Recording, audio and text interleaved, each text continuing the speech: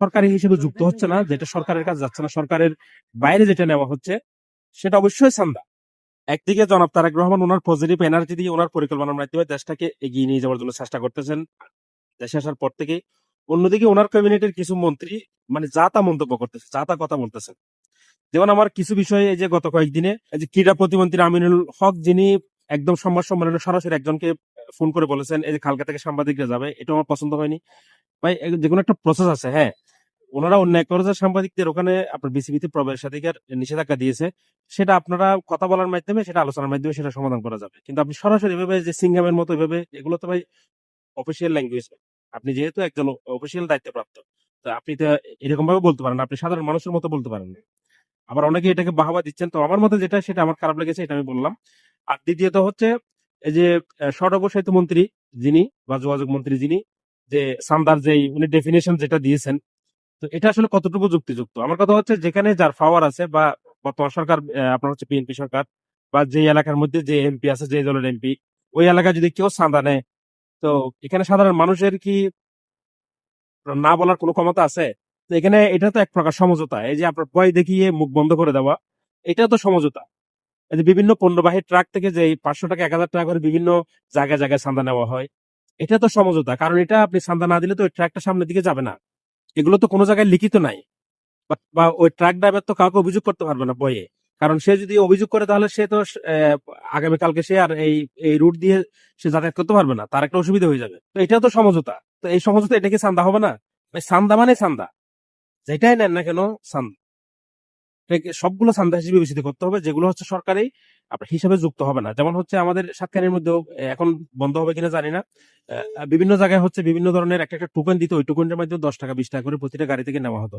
কেউ বলতো পৌরসভা, কেউ বলতো এটা, কেউ বলতো ওইটা। তবে এখন জানি না এটা বন্ধ হবে কিনা, বা এটা কি আদৌ কি সরকারি কিনা, পৌরসভার কিনা। যদি পৌরসভার হলে তো এটা থাকবেই।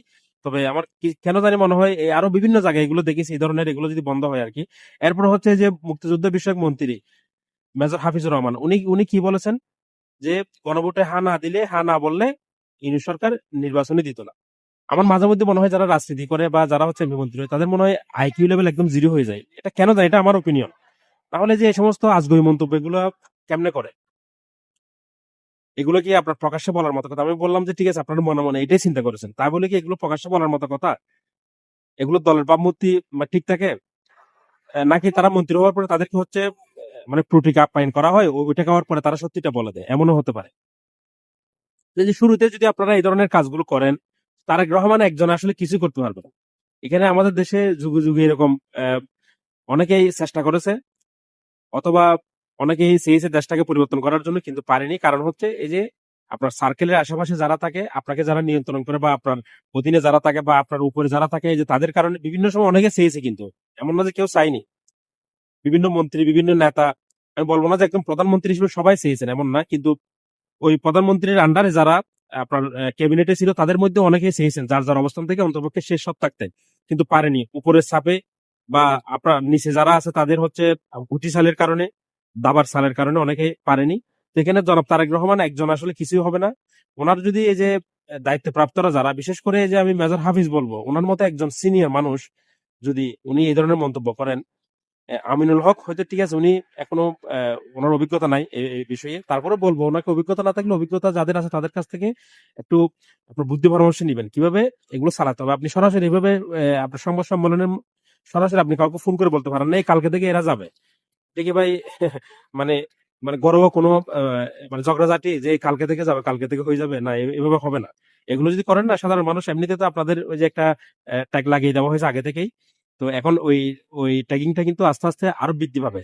হয়তো এই 5 বছর কোনোভাবে আপনারা সার্ভাইভ করবেন, কিন্তু সামনের 5 বছর আপনাদের দেখবেন আপনাদের হচ্ছে বড়ডুবি হবে, যদি এই ধরনের এই যে মন্ত্রীরা যদি বিশেষ করে এই ধরনের স্টেটমেন্ট দেন, সামনে এসে প্রকাশ্যে এসে এই ধরনের উল্টাপাল্টা উল্টাপাল্টা মন্তব্য দেন। বিশেষ করে সান্দার বিষয়টা আমার তো খুবই বাজে লেগেছে। ভাই আপনার সমঝোতা অসমঝোতা বুঝি না, যেটা হচ্ছে সরকারি হিসেবে যুক্ত হচ্ছে না, যেটা সরকারের কাছে যাচ্ছে না, সরকারের বাইরে যেটা নেওয়া হচ্ছে সেটা অবশ্যই চান্দা। সরকারের বাইরে যেটা, এবং অনেকে হচ্ছে ওই যে হাট বাজার, অনেকে হচ্ছে ইজারা নেয়, এগুলোর বাইরে হাট বাজার ইজারা নেয়, অনেকে হচ্ছে যে আপনার রাস্তাঘাট, বা অনেকে অনেক কিছু এই যে এগুলোর বাইরে সরকারি হিসেবে যেগুলো জমা হবে না, সবগুলো হচ্ছে চান্দা ভাই, এগুলো সব চান্দা। এবং এ সমস্ত এই যে চান্দা তোলা, এই যে সমঝোতার ভিত্তিতে বলেন, অসমঝোতার ভিত্তিতে বলেন, চান্দাকে টোটালি বন্ধ করতে হবে। এটা চান্দা বন্ধ করলে কি হবে? সাধারণ মানুষ উপকৃত হবে এখানে। এই যে একটা পণ্যবাহী ট্রাক যাচ্ছে, এখান থেকে ৫০০ টাকা, ২০০ টাকা, ১,০০০ টাকা নিতে নিতে ওই পণ্যের দাম অনেক বৃদ্ধি পায়। এটা কিন্তু সাধারণ মানুষকে গিয়ে ইম্প্যাক্ট করে সরাসরি। যে আপনাদের হচ্ছে এদিকের ইনকাম ওদিকের ইনকাম আছে বলে আপনাদের এগুলো কাজে লাগে না। ১ টাকা জিনিস ১০ টাকা দিয়ে কিনতে। কিন্তু সাধারণ মানুষ যারা হচ্ছে মাথার ঘাম পায়ে ফেলে পরিশ্রম করে টাকা ইনকাম করে, তাদের কিন্তু ১ টাকার জিনিস ২ টাকা হলেও তাদের গায়ে লাগে। তাদের কষ্ট হয়ে যায়। এগুলো বন্ধ করতে হবে। আমি বলতেছি না যে আপনারা এই দায়িত্ব নিয়েছেন ১ সপ্তাহের মধ্যে, ১ মাসের মধ্যে, ১ বছরের মধ্যে সব বন্ধ হবে। তবে ধীরে ধীরে এগুলোর হচ্ছে মাত্রা কমিয়ে আনতে হবে।